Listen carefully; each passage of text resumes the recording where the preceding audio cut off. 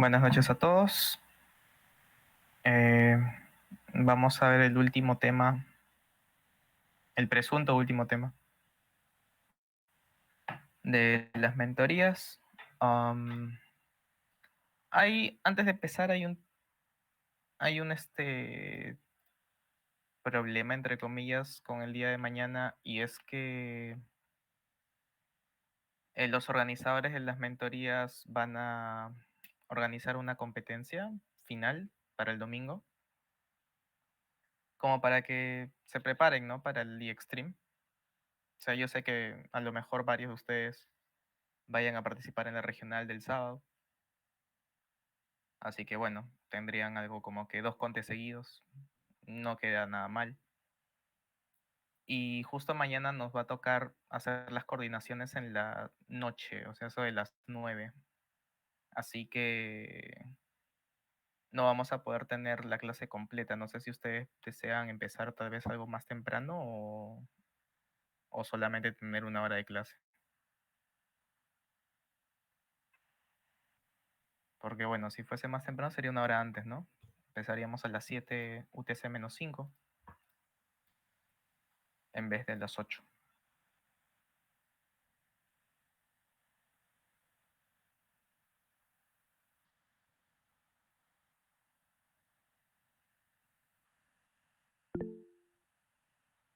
No sé qué opinan. Más temprano. O sea, en realidad más que un tema de qué opinen es quiénes van a poder llegar, porque técnicamente no tengo que pedirles permiso si es que quisiera hacerlo, ¿no? Porque al final de cuentas es como que, no es como que yo quiera hacerlo, es porque no puedo. Lo que quiero saber es cuántos podrían, pues, ¿no?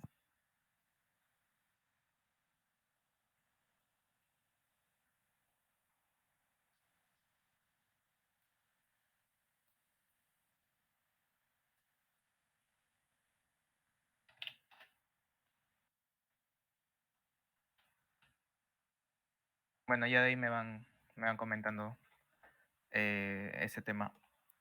Vamos a ver la estructura de datos de Segment Tree, que de hecho es una de las estructuras de datos más flexibles que existen. Creo que la única estructura de datos que técnicamente le gana al Segment Tree en temas de flexibilidad es el TRIP. Sí, yo diría que sí, el TRIP es el único que le gana. Bueno, el Splay Tree también podría ganarle, pero el Splay Tree casi nadie lo implementa en competencias. Ahora, en un e-Extreme sí podría ser, ya que la competencia era 24 horas, ¿no? Pero en la mayoría de competencias que duran de 5 horas a menos casi no es usado el Splay Tree. Técnicamente, ¿cuál es el concepto que yace detrás del Segment Tree? Uno podría verlo como que el algoritmo de Merge Sort, que bueno, ya les había dado un pequeño spoiler anteriormente. El algoritmo de Merge Sort usa Divide and Conquer justamente para resolver un problema en el que es aplicable, ¿no? En donde se va a generar un árbol de recurrencias, en donde cada elemento es más o menos la mitad del padre, ¿no? En términos de tamaño. Entonces, ¿qué pasa en este caso? Que nosotros, justamente para resolver el problema del divide and conquer, vamos a almacenar información en estos nodos, entre comillas. Vamos a almacenar información, respuestas parciales, ¿no? Que al final de cuentas las vamos a mezclar de alguna forma, o sea, la parte del merge del divide and conquer, ¿no? ¿Y qué es lo que dice, o qué es lo que a alguien se le ocurrió? Dijo, bueno, ¿sabes qué? Estas respuestas parciales me podrían servir para responder consultas en rango. Así que, ¿qué tal si esto lo vuelvo un árbol? Un árbol lleno de respuestas parciales para ciertos rangos. Justamente los rangos que van a ser cubiertos en el divide and conquer. Por ejemplo, si yo tuviera, por decir, ¿no? Un rango del 1 al 5, mi punto medio podríamos decir que es 3, así que en el lado izquierdo tendríamos 1,3, en el lado derecho tendríamos 4,5, en el lado izquierdo punto medio es 2, así que tendríamos un 1,2, y acá un 3,3, En el caso del 4,5 tendríamos un 4,4 y un 5,5. Y en el caso del 1,2 tendríamos un 1,1 y un 2,2, ¿no? Entonces la estructura del árbol es relativamente sencilla de definir, ¿no? Tendríamos todo esto.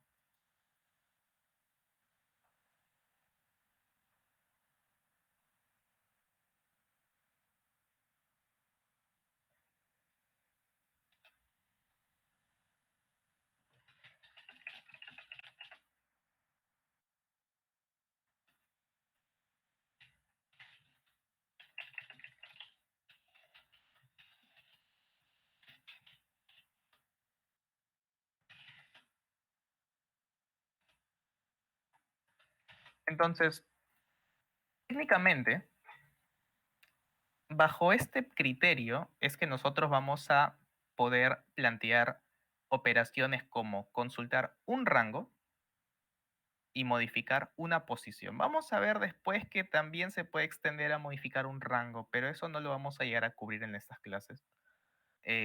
Por lo pronto se los voy a mencionar nomás, ¿no? Entonces, ¿qué características debería tener esta estructura? Para empezar, ¿cuánto de altura debería tener? Bueno, para los que llegaron a ver Mersor conmigo, tal vez, saben cuánto debería ser la altura de este árbol, ¿no? Y bueno, los que no, a lo mejor en las otras clases también lo han visto. Aunque creo que Divide and Conquer no estaba en el temario, no recuerdo bien. ¿Cuánto es la altura en notación asintótica respecto al tamaño del rango? Supongamos que el rango tiene una longitud de n. ¿Cuánto debería ser la altura de este árbol?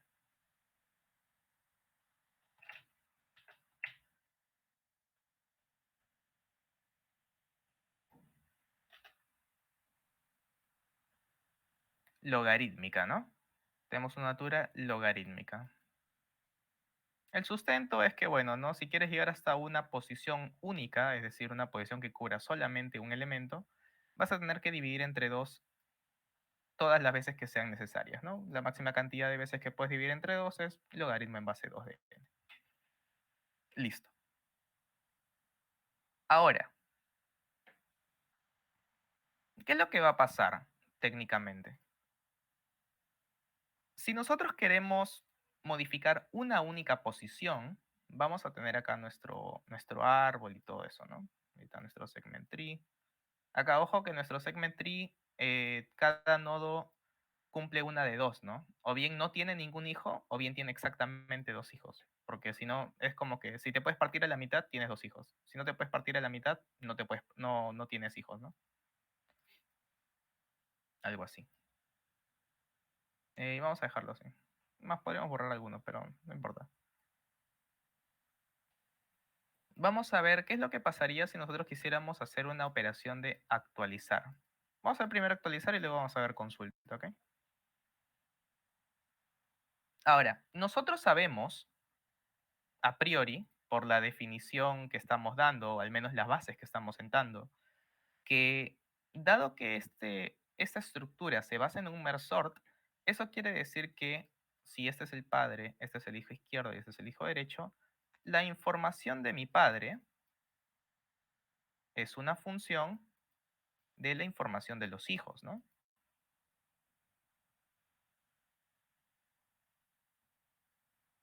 Donde este F es nuestro merge, ¿no? Es el merge de la información de los hijos.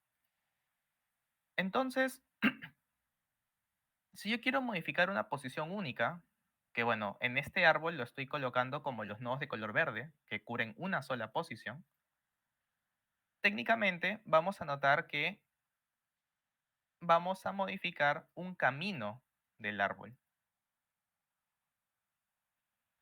Y si solamente modificamos un camino del árbol, técnicamente solo vamos a modificar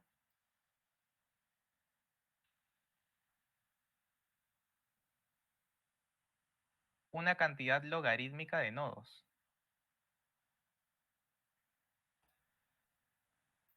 Eso implica, bueno, eso qué cosa implica que lo que nos va a tomar un update es esta cantidad de evaluaciones de F, recordemos.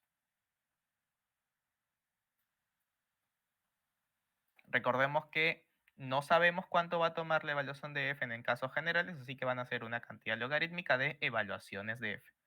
Ahora, por ejemplo, si mantenemos la suma de los rangos, el f es O de 1, porque sumar toma O de 1. Si fuese producto de matrices, tomaría lo que toma multiplicar matrices, pues, ¿no? Que es producto de las tres dimensiones entre las dos matrices. ¿Qué más? Am, si fuese, por ejemplo, ordenar elementos, sería O de n. Así que hay que tener mucho cuidado respecto a cómo vayamos a usar los updates dentro de un árbol y cómo querramos usar el segment tree en general, porque técnicamente a veces uno se emociona, intenta meterle al segment tree a cosas que no tienen tanto que ver con un segment tree o que ni siquiera debería ser necesario el aplicar el segment tree.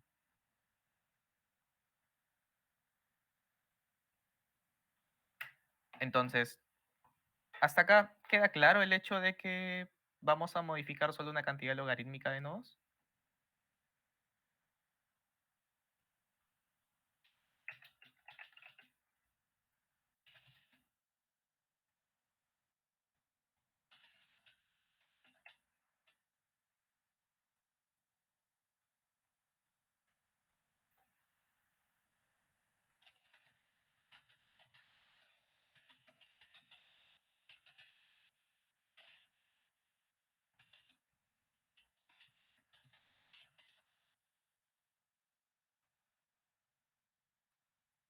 ¿Qué me dicen?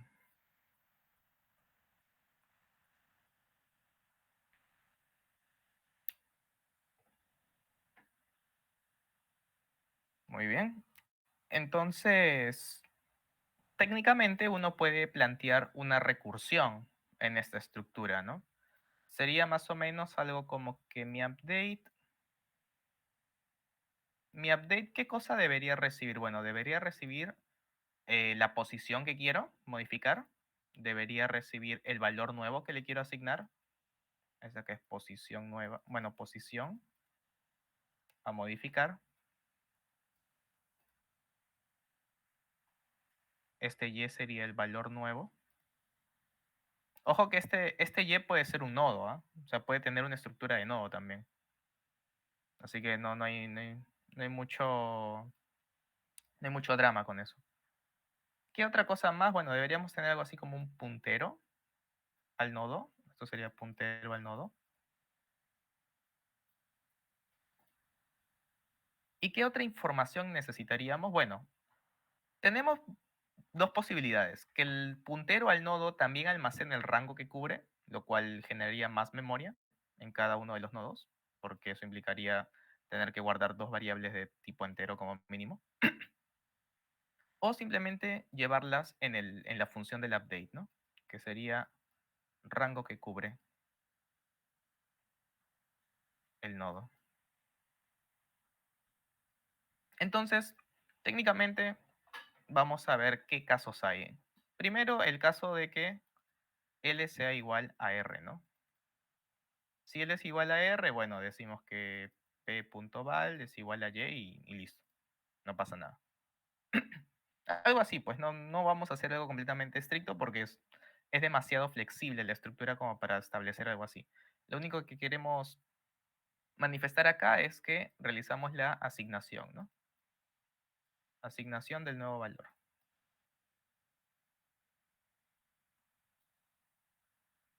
Y acá mandamos un return para cortarlo, ¿no? Ahora, si el nodo en el que estamos no tiene longitud 1, quiere decir que se puede partir a la mitad. Entonces decimos que mi va a ser igual a L más R entre 2, piso, o sea, el punto medio. Entonces, para decidir de qué lado tenemos que modificar, nos basta comparar el X con el mi.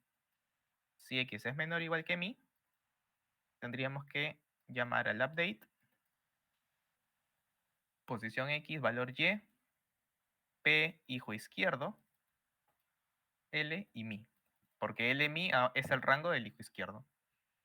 En caso contrario, mandamos un update, XY, P en right,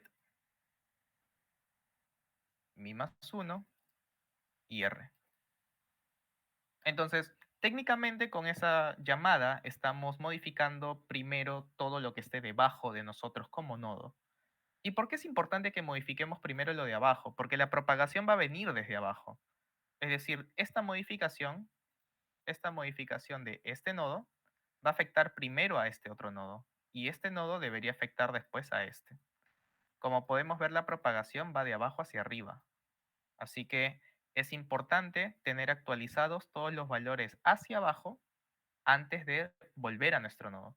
Entonces, luego de aplicar esto, si esto ya está listo, eso quiere decir que, mis dos hijos, o sea, p.left y p.right, están actualizados correctamente. Si están actualizados correctamente, yo puedo decir, bueno, p.val va a ser igual a la función de pleft.val y penright.val, ¿no? O sea, puedo hacer que yo mezcle la información de mis hijos porque alguno de ellos ha sido cambiado. Entonces acá estamos actualizando nuestra información. Actualizando la info. Y como podemos ver, no es tan complicada la implementación como tal. Simplemente tal vez todavía no estamos muy seguros de cómo manejar estas cosas de acá. Vamos a ver en un rato que no es necesario usar punteros. Basta con usar un arreglo grande y que los punteros los representen índices, ¿no? Que sean posiciones en el arreglo. Entonces, hasta acá, ¿alguna pregunta respecto a la función update?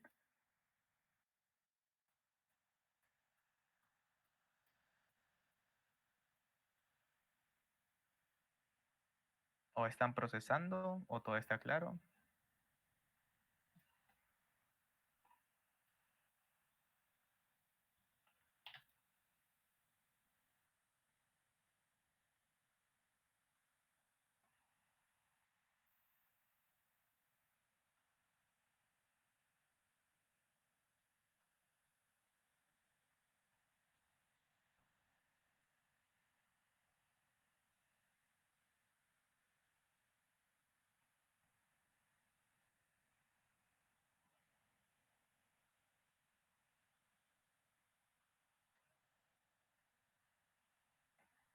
¿Ok? Entonces, si es que tuviéramos que irlo implementando a nivel de código, vamos a hacer un pequeño esbozo acá. Bueno, la posición sí va a tener que ser un X. El Y podríamos decir que es data. Luego vamos a manejar esto como posiciones en un arreglo, como ya dije. Si les igual a R, vamos a decir que el arreglo que almacene la información se llama ST. ST pos igual a Y, return, luego punto medio.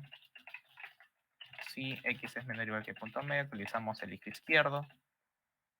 Vamos a decir el left child, algo así. El de mi. En caso contrario, update XY right child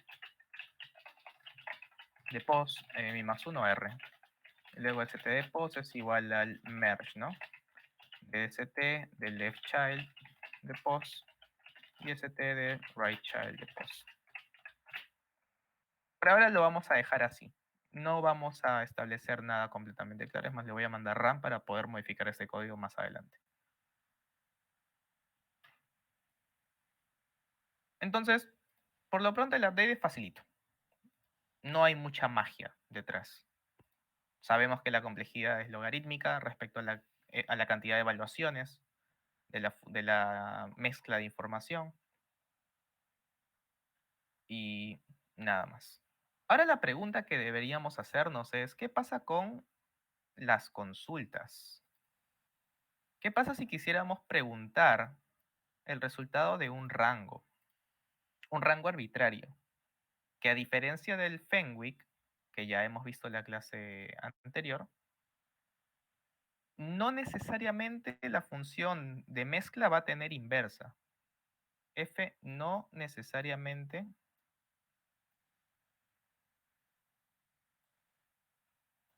tiene inversa, pero sí es asociativa. Como mínimo debe ser asociativa. Eso es lo único que se le exige a la función f, que sea asociativa. Bueno, pues vamos a ver, ¿no? Vamos a ver qué pasa si tenemos nuestro arbolito acá. Bueno, vamos a hacer un ejemplo un poquito más. Vamos a decir acá del 1 al 6, por ejemplo. Luego partimos a la mitad. Acá vamos a tener del 1 al 3 y acá vamos a tener del 4 al 6. 1, 3, 4, 6. Acá vamos a tener del 1 al 2 y del 3 al 3. Acá vamos a tener del 4 al 5 y del 6 al 6.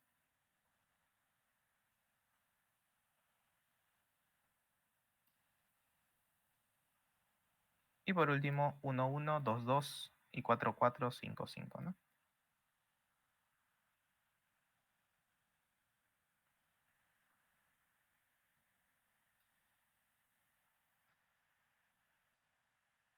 Ahí está. Entonces, lo que nosotros nos debería interesar es intentar cubrir el rango de L a R con la menor cantidad de nodos posible. Porque nosotros sabemos que, bueno, cubrimos del L al R, por ejemplo, que nuestro L y R sean 2 y 4.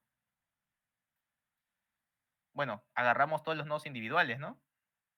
Y ya, listo. El problema es que si queremos hacer eso, vamos a tener O de n nodos.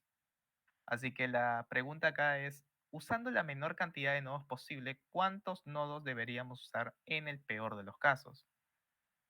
Y es algo muy interesante, porque si nosotros tuviéramos, por ejemplo, 2,5 como nodos, vamos a notar que, por ejemplo, deberíamos usar este nodo, deberíamos usar este nodo y este otro de acá. Vamos a usar solamente 3 nodos. No vamos a usar, ¿cuántos nodos hay acá? Bueno, posiciones hay 4, ¿no? Y técnicamente vamos a ver eso. Ahora, ¿qué pasa si nosotros quisiéramos consultar del 1 al 5, que es un rango mucho más grande? Y bueno, este lo vamos a hacer con naranja. Vamos a notar que acá solo vamos a usar 2 nodos. Eso quiere decir que el tamaño de tu rango no necesariamente está relacionado con la cantidad de nodos que vas a usar en total. Pero técnicamente deberíamos tener algún tipo de cota, ¿no? Y técnicamente no sabríamos decir cómo establecer una cota. O sea, cota para la cantidad de nodos.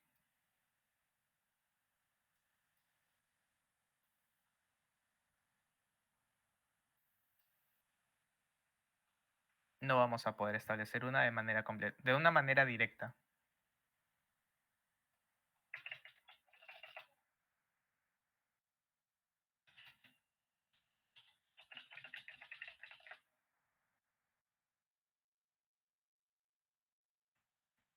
Entonces, esta cota de la cantidad de nodos la vamos a proponer. Vamos a proponer una cota.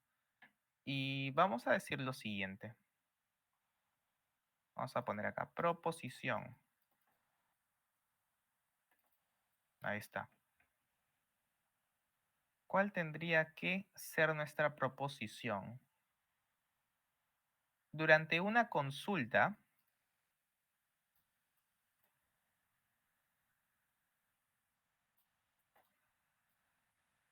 se visitan a lo mucho 4 nodos en cada nivel.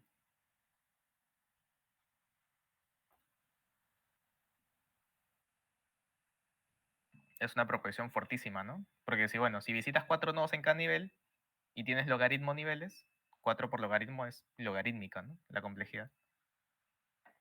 Y también la cantidad de evaluaciones. Recordemos que en este caso estamos hablando de la cantidad de evaluaciones, ¿no?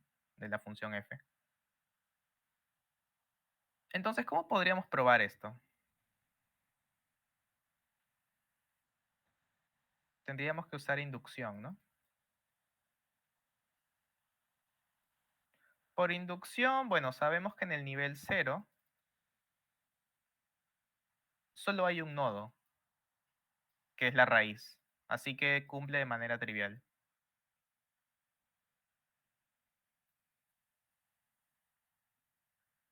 Claro, ¿no? Si la raíz, el único nodo que está al inicio en el nivel cero es uno solo, no hay más. Entonces, vamos a decir, si en el nivel i, bueno, nivel n vamos a ponerle. Asumimos que en el nivel n se visitan a lo mucho 4 nodos.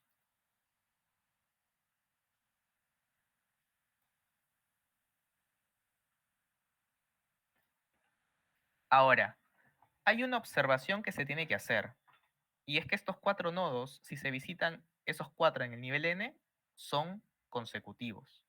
Es decir, la unión de esos 4 debería ser un segmento continuo. ¿Ok? Entonces son consecutivos.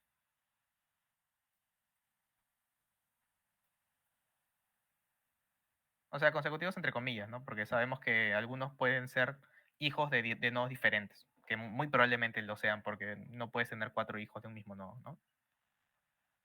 Entonces, la pregunta es, ¿qué pasa en el nivel n más 1?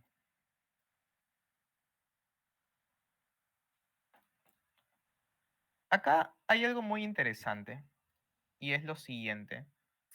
Si hay 2 o menos nodos en el nivel n,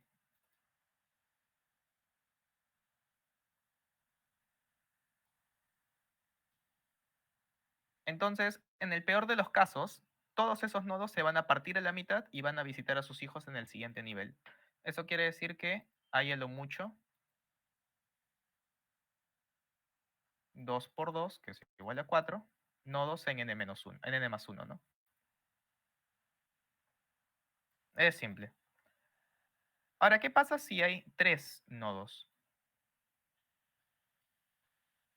O 4 nodos. Esos nodos van a verse más o menos así, ¿no? Vamos a decirlo acá. Acá tenemos un nodo, el siguiente nodo y presumiblemente un cuarto nodo, ¿no? Ahí está. Entonces, ¿qué va a pasar acá? Que solamente podemos, entre comillas, cortar 2 posiciones, porque tenemos un L y un R. O sea, tenemos a lo mucho 2 cortes, y esos cortes definitivamente serían en los extremos. Acá, bueno, acá sería punteado, ¿no? O acá. ¿Y eso qué significa? Que los nodos intermedios,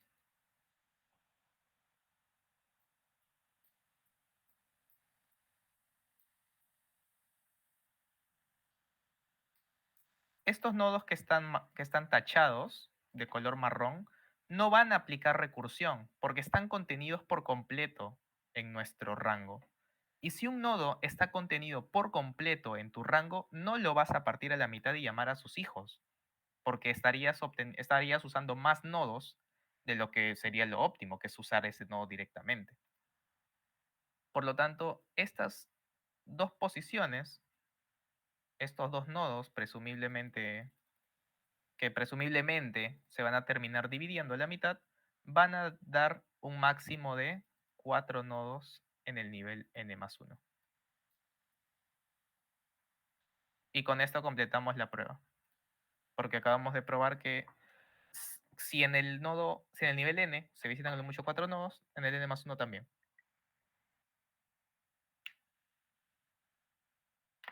Porque los nodos intermedios definitivamente no se van a no van a hacer recursión. ¿Y qué cosa es lo que implica esto de 4 nodos en cada nivel? Que la complejidad de la consulta es logarítmica. Ahí está. ¿Hasta acá todo claro?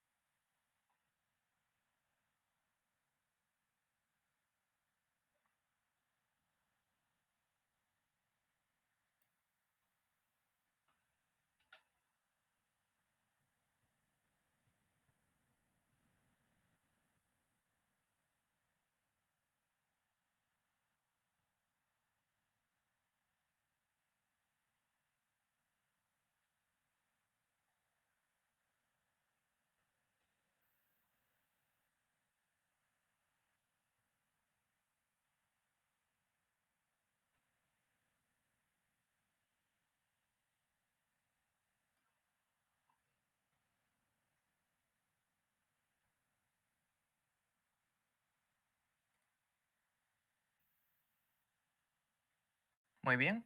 ¿Les parece si pasamos a cómo se implementaría una consulta?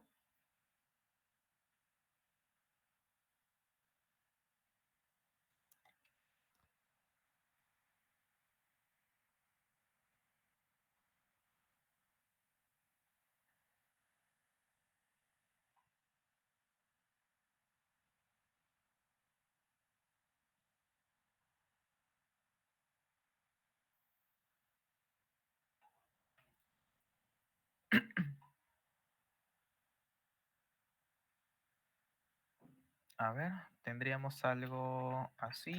Bueno, vamos a poner data, query, tendríamos el rango. En este caso el X y el Y van a ser el rango que deseamos consultar. El InPost, el InLIR, ya saben lo que significa. Para empezar, si tenemos un rango o un nodo de un rango que no corresponde, que no se intersecta en absoluto con el rango que deseamos obtener, deberíamos devolver algo así como un data.nil o algo por el estilo, ¿no? Que sería el elemento neutro. En intersección se devuelve el elemento neutro, ¿no? De f. Ahora, por el contrario, si tenemos un nodo que está completamente contenido en nuestro rango, deberíamos devolver stdpost, ¿no? Sería ya directamente el nodo. En caso contrario, tenemos que aplicar simplemente la recursión, ¿no? Sería devolver merge de query de xy left child de post lmi y query de xy right child de post mi más 1 y r, ¿no? Y listo. Así tendríamos una estructura que nos permite hacer modificaciones en una sola posición y consultas en un rango respecto a un conjunto de datos y una función modelo. Esto sería un estilo medio básico del segment tree. Y digo estilo porque todavía no sabemos qué cosa va a ser este right child, qué cosa va a ser este left child y qué cosa va a ser este nil. Bueno, el nil depende de la función, pero ya me entienden. Lo importante es que ahora tenemos este esquema.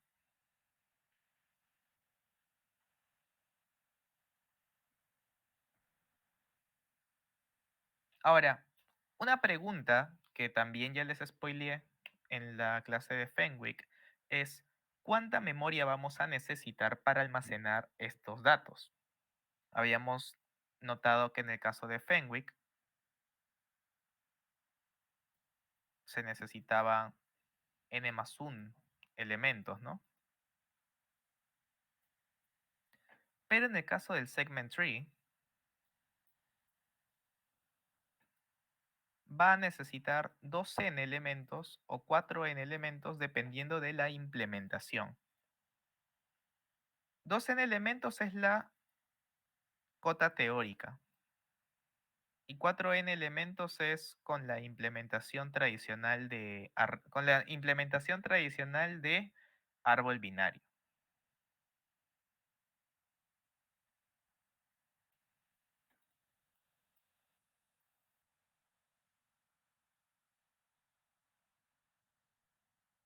Y de hecho es más o menos la implementación del heap, ¿no? En este caso, en la implementación de árbol binario, es que tu hijo izquierdo y tu hijo derecho son 2i y 2i más 1, ¿no?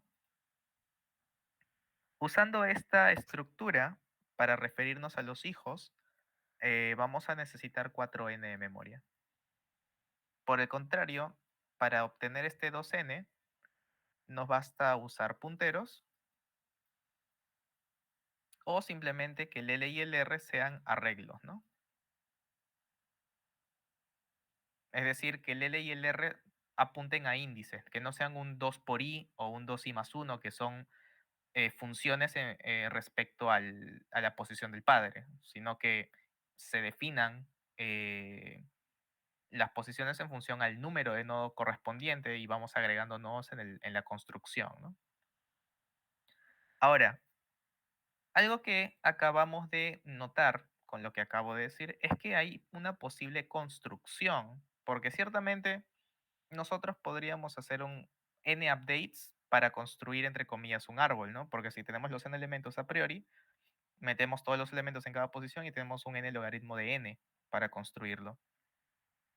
Sin embargo, la construcción es un poquito más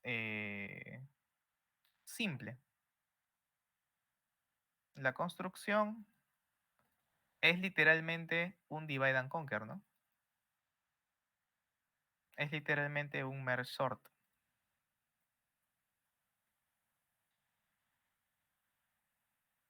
Y si es literalmente un merge sort, pero en el que no hacemos un recorrido, ¿por qué? En este caso, el merge sort, ¿qué es lo que hacía? Bueno, recorrías todos los elementos en cada una de las llamadas de tus rangos, ¿no? Hacías un O de cantidad de elementos por rango. Pero en este caso, nuestro merge sort, que bueno, va a ser traducido a un segment tree, no va a recorrer esos elementos, simplemente va a obtener la información de ellos. Por lo tanto, va a ser un O de 1 por cada nodo. No va a ser un O de n, porque se supone que estamos construyendo los más pequeñitos, a partir de los pequeñitos construimos los grandes. Y a partir de los medianos construimos los más grandes y así. Entonces, hay información, hay información que no se obtiene recorriendo los elementos. Así que técnicamente va a ser O de 1 por nodo.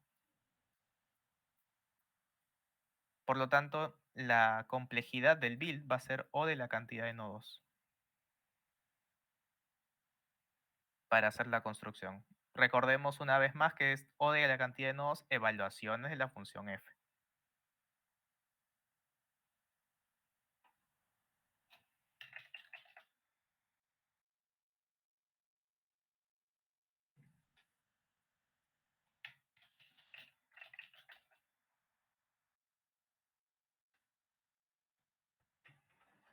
Entonces, técnicamente, si nosotros tenemos un árbol binario de altura h, ¿cuánta es la máxima cantidad de nodos que puede tener dicho árbol?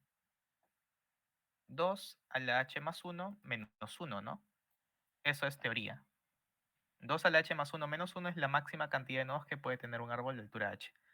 Si nosotros reemplazamos este h por la altura que le corresponde a un segment tree, sería 2 a la logaritmo en base 2 de n más 1 menos 1. Y bueno, este más 1 lo podemos pasar acá multiplicando, ¿no? Por leyes de exponentes.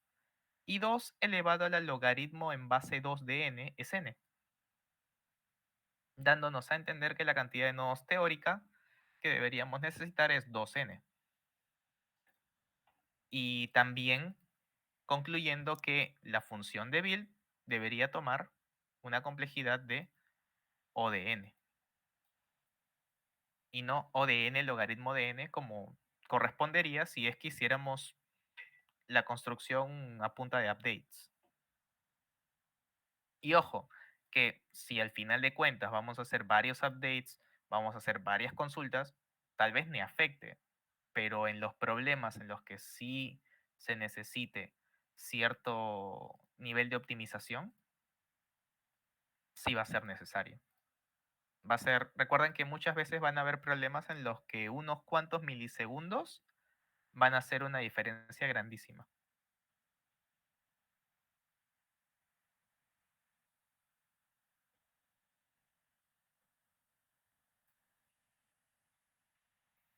Entonces, ¿cómo sería la función build? Bueno, la función build, en este caso no vamos a llevar absolutamente nada, solamente padre y, bueno, solamente posición y rango que cubre.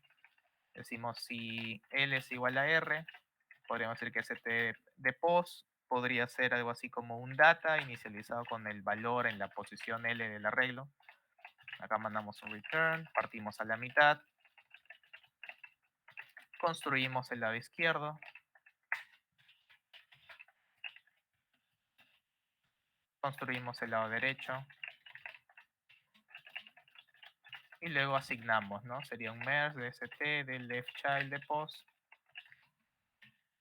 st de right child de pos, ¿no? así.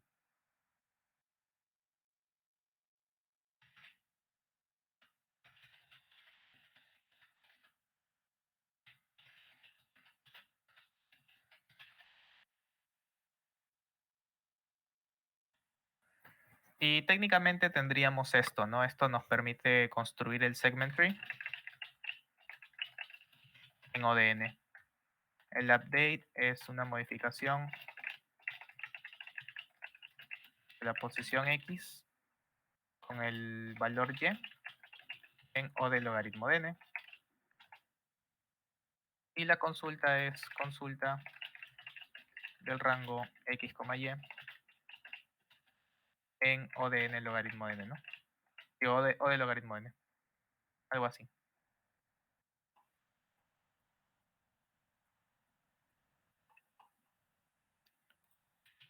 Entonces, acá les envío el esqueleto, ¿no? Porque técnicamente no tenemos una implementación clara todavía.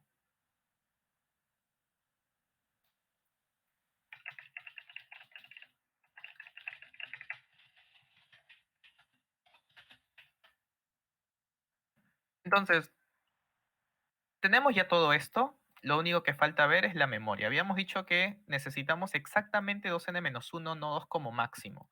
Pero si usamos la implementación de árbol binario, en donde la función de hijo izquierdo es 2i y la función de hijo derecho es 2i más 1, vamos a necesitar 4n como mínimo. ¿Ok? Esto se puede ver en una gráfica que de hecho la tengo por acá. Acá está. La línea verde es 4 veces n. La línea roja es 2, digo, la línea azul es 2 veces n. Y la línea roja es la cantidad de nodos que se requiere usando la implementación de 2i, 2i más 1. Como pueden ver, es como que se mantiene constante en unos puntos y luego da una subida grande, ¿no? Y casi toca el 4n. O sea, yo siento que debería estar un hito menos, ¿no? En términos de cantidad. Porque consideren que eso está en escala de 10 a la 6. De acá arriba a la izquierda ven 1 es 6. Esa es la escala. Así que técnicamente podemos notar, al menos de manera experimental, que la cantidad de nodos requerida es más o menos 4n, ¿no? Así que por lo pronto ya tenemos más o menos una idea de qué es lo que vamos a necesitar. Ahora, esto que les he dado en código es un esqueleto. Ahora vamos a ver la implementación que podríamos decir que podría servir hasta en un caso general. Les voy a mostrar cómo implemento yo, o bueno, cómo implementaría yo una plantilla para Segment Tree. Y bueno, ya ustedes van a decir si la usan o no eventualmente, o si la modifican, o si simplemente implementan por su cuenta, ¿no? Porque muchas veces en los problemas solo se necesita un segment tree. Así que no es necesario estarlo implementando como struct. A veces basta con definir las funciones globales y manejar los datos de manera global. Sin embargo, cuando se requieran muchos, o sea, diferentes segment trees para diferentes objetivos, lo ideal es tener una plantilla. ¿Ok?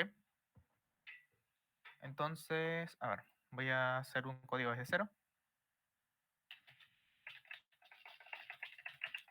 Y acá es donde vamos a intentar aprovechar todo lo que se pueda del C++. Para empezar, un struct que sea setTree, algo así. Obviamente lo definimos acá. Y para los nodos, al menos para los valores de los nodos, o sea, la información que almacenemos dentro, vamos a definir un struct también. Esto es solo porque es una plantilla. Quito ahí. Ahora, si ustedes quieren, le meten acá un template. Bueno, debería ser class node, ¿no? Y acá el node que sea una clase. Algo así. Ya eso depende del estilo, ¿no? Yo personalmente me basta con manejar structs porque eso ya es lo suficientemente flexible. Más bien el tema de las clases te da cierta flexibilidad, pero no tanto, ¿no? Al final de cuentas.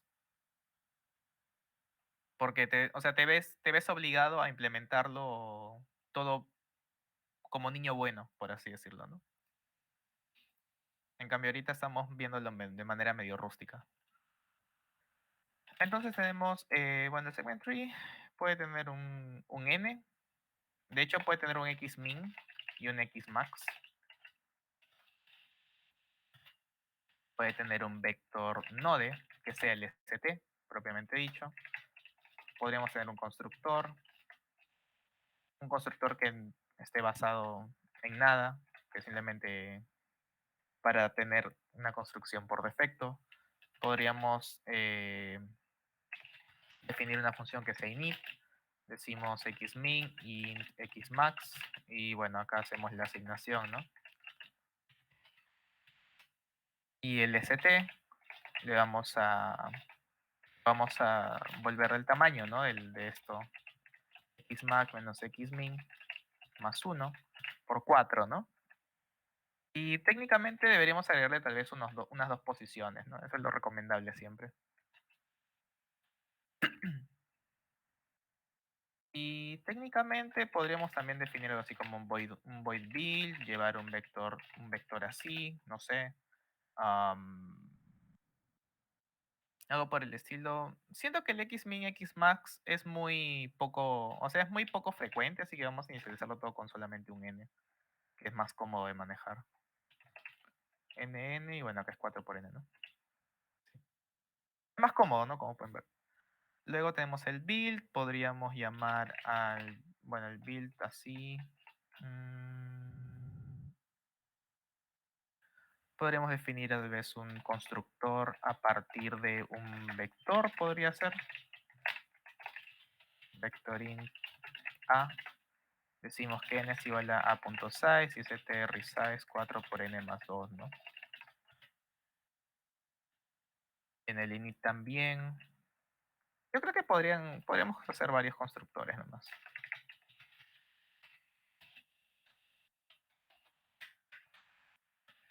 N con n, st resize 4 por n más 2.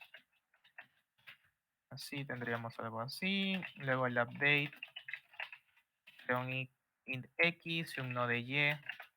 Y esto va a sobrecargarse dentro de la misma estructura. Porque acá vamos a asumir indexación en 0, ¿ok? Indexación en 0. Esto quiere decir que el L y el L inicial va a ser 0, el R inicial va a ser n-1, ¿no? Entonces mandamos un update xy. El nodo post, que es el primero, siempre va a ser el nodo 1, porque si nosotros usamos el nodo 0 como raíz, 2 por 0 da 0, así que su hijo izquierdo sería el mismo. Eso no tiene nada de sentido. Si es que manejamos el 1, tendríamos 1, 2 por 1 que es 2, y 2 por 1 más 1 que sería 3, ¿no? No hay ningún problema ahí. Así que manejamos acá 0 y acá n-1. Post 1, L0, R, n-1. Entonces el update acá es el clásico, ¿no? Que les mencioné. Post es igual a y. Return. In me es L más R. Entre 2. Si x es menor o igual que mi. Date, xy. 2 por post, mi. Porque recordemos que estamos usando la implementación de árbol binario, ¿no? De 2 post igual a tu hijo izquierdo, 2 post más 1 a tu hijo derecho. Luego st de post va a ser st 2 por post más st 2 por post más 1. Entonces acá tal vez vayan a preguntarme, ¿y por qué pongo más si no sé qué tipo de dato es? Porque voy a definir mi función f como un operador dentro del nodo mismo. Eso me va a permitir no estar usando funciones extra y da mayor legibilidad al código, ¿no? Porque imagínense estar llamando merge a cada rato. A veces uno puede olvidarse y llama a otra cosa, ¿no?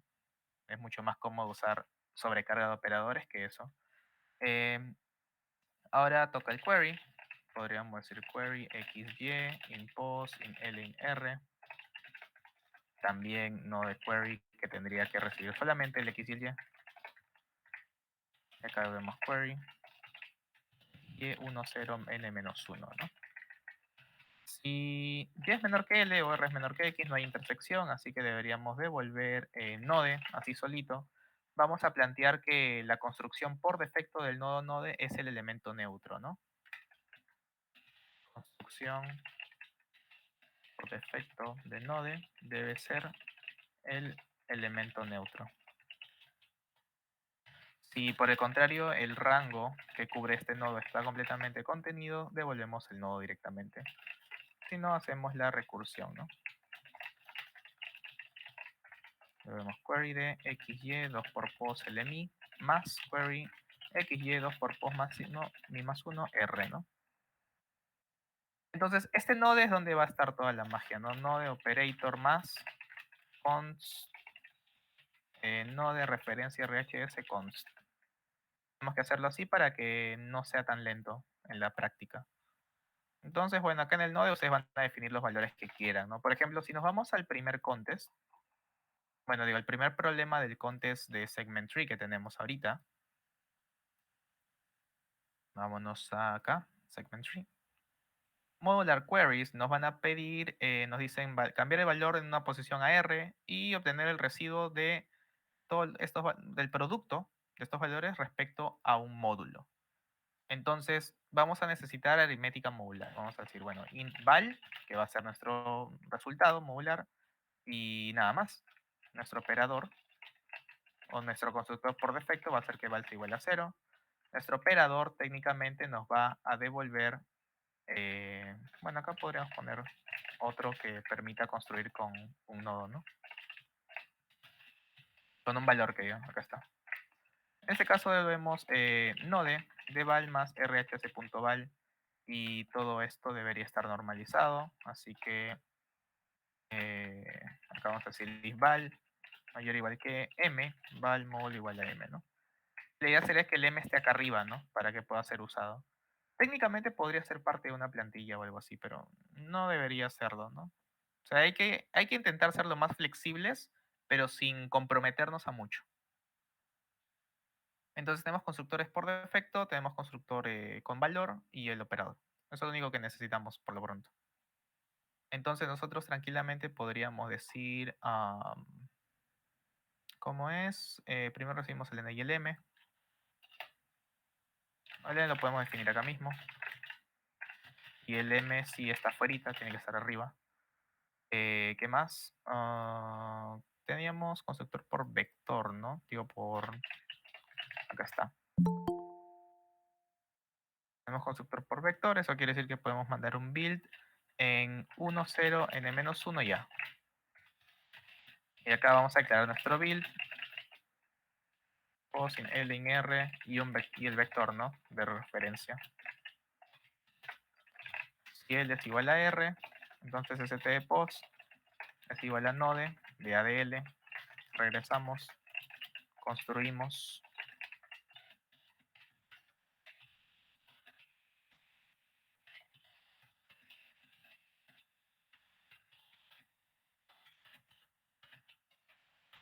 Dos por post más st 2 por post más 1. Si lo vemos bien, es como que el build es un update, pero en el update solo eliges una de las dos mitades para hacer la modificación, ¿no? En cambio en el build siempre haces las dos porque, bueno, tienes que construirlo.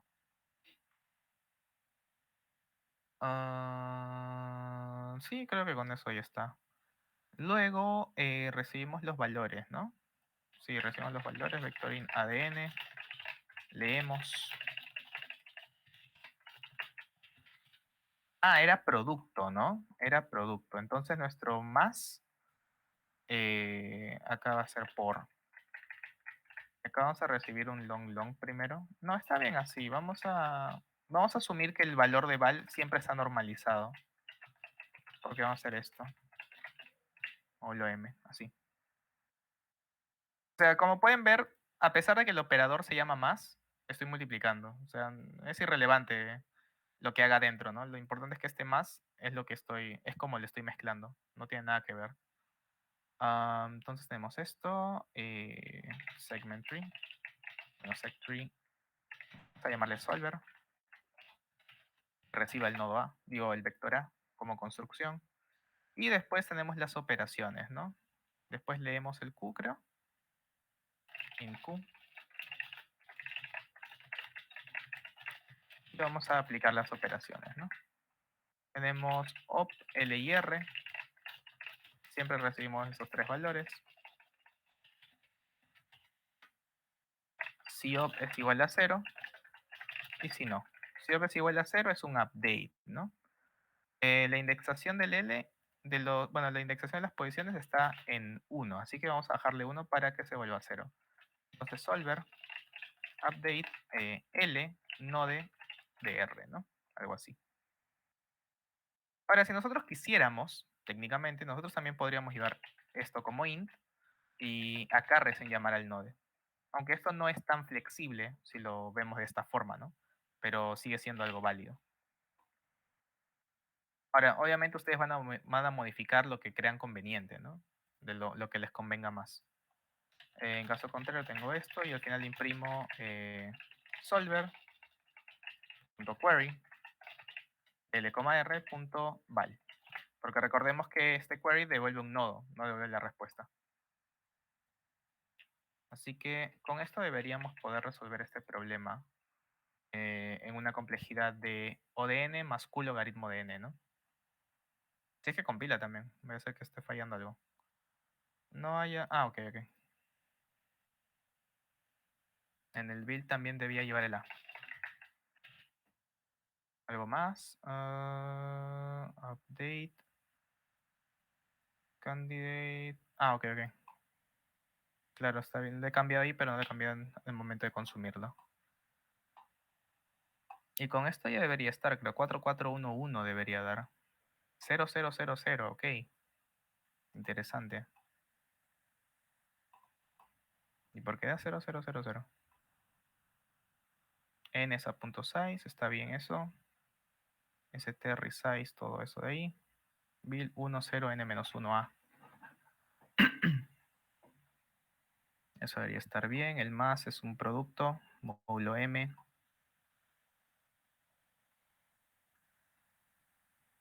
El query suma. Ah, el node, ¿no? Es un producto, así que el elemento neutro del producto es 1, no es 0. Ahora sí va a llegar 4411. Ahí está. Bueno, ¿no? Simplemente agarramos el código, lo mandamos y vemos que debería darnos accepted, ¿no? Vamos a mandarle seas más 17 sin el 64 bits porque puede ser medio fastidioso al final de cuentas.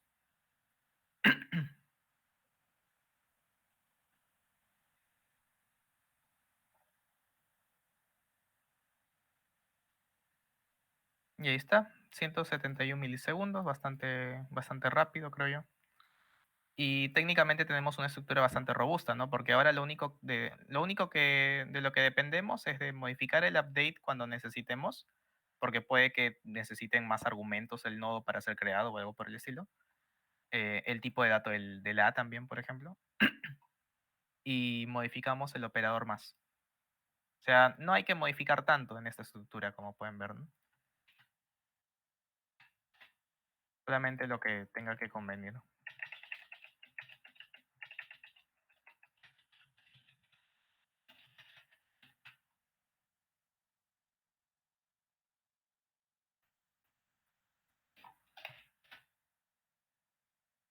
Em, ¿Hasta acá queda todo claro?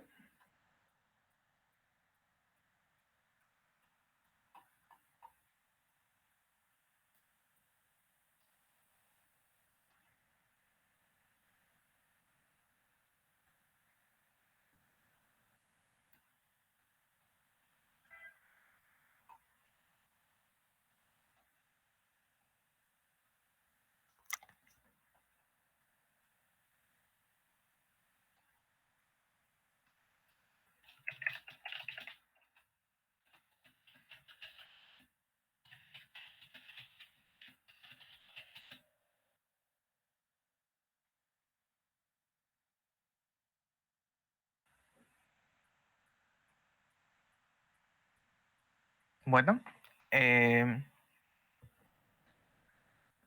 bueno, yo sé que, bueno, probablemente la mayoría, no sé si todos acá, creo que somos peruanos, ¿no? Así que ahorita hay partido.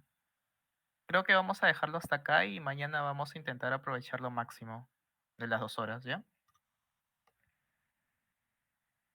Así que mañana vamos a intentar rushearnos varios de los problemas del contest, porque sí hay, al menos los siguientes 4 deberíamos poder hacerlos en clase. 2 horas debería bastar para eso. Así que por lo pronto Practiquen por su cuenta, vean los problemas por su cuenta, de ser posible también antes de que lleguemos a verlos nosotros juntos. Y nos vemos mañana para la última clase de las mentorías. Pueden ir en paz.